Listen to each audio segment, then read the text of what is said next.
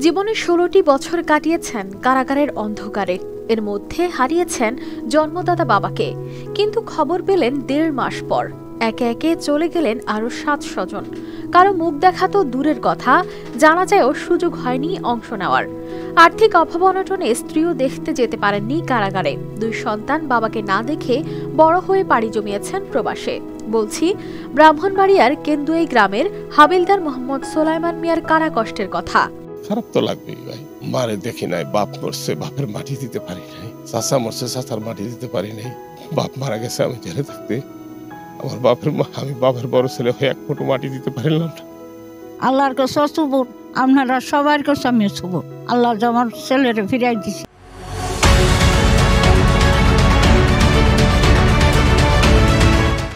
আজ থেকে ১৬ বছর আগে বিডিআর বিদ্রোহে অভিযুক্ত হয়ে কারাগারে যান।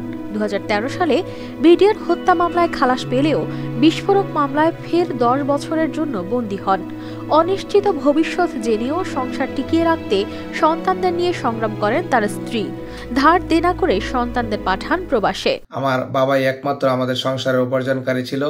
যখন আমাদের পড়াশোনার সময় ছিল, সেই সময় আমাকে সংসারের হাল ধরতে হয়। সেই কারণে আমি দেশ ছেড়ে এই প্রবাস জীবনকে বেছে নেই। দীর্ঘ এই প্রবাস জীবনে আজও আমি এই প্রবাস জীবনে আছি। সবচেয়ে বড় কষ্টের বিষয় হলো যে দেশ থেকে বাবার কবর ১ ফুট মাটি দিতে পারলো না আমার ভাই, সংবাদটুকু তাকে আমি দিতে পারি নাই। আমার অনেক ভালো লাগতেছে, কারণ আমি আমার জন্মের পর কখনো আমার জেঠাকে দেখি নাই। তার আগে যেটা জেলে ছিল, এখন আসাতে আমার অনেক খুশি লাগতেছে। অবশেষে ১৬ বছর পর কাশিমপুর কেন্দ্রীয় কারাগার থেকে মুক্তি পান সোলাইমান, কিন্তু ততদিনে বদলে গেছে অনেক কিছু। ১৬ বছরে অনেক আমার চলে গেছে, আমি কাউকেই দেখতে পারিনি। আল্লাহর কাছে এবং সরকারের কাছে আমাদের দাবি একটাই থাকবে, আমরা যারা বৃদ্ধ বয়সে এই জেল থেকে মুক্তি পাই আসছি, আমরা যদি কোনো আল্লাহ এই সরকারের চাকরি করে থেকে থাকে, আমাদের যদি আল্লাহর রহমত হয়ে থাকে, আমাদের জন্য আমরা প্রাপ্যটা পাই। যে সমস্ত ভাইয়েরা জেলে বন্দী আছে তারা যেন মুক্তি পায়।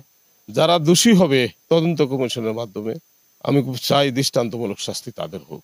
স্বামী ফিরে এসেছে, কিন্তু সেই ১৬ বছর আর ফিরবে না বলে আক্ষেপ স্ত্রীর। খুব কষ্টে গেছে, মানে খুব করুণ অবস্থায় গেছে, বলার মতো না, ভাষা প্রকাশ করার মতো না।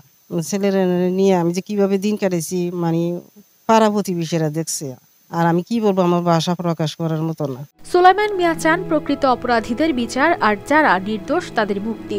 গ্রামের মানুষেরও দাবি, সরকার যেন তার চাকরির পাওনা বুঝিয়ে দেয়। News desk, RTV।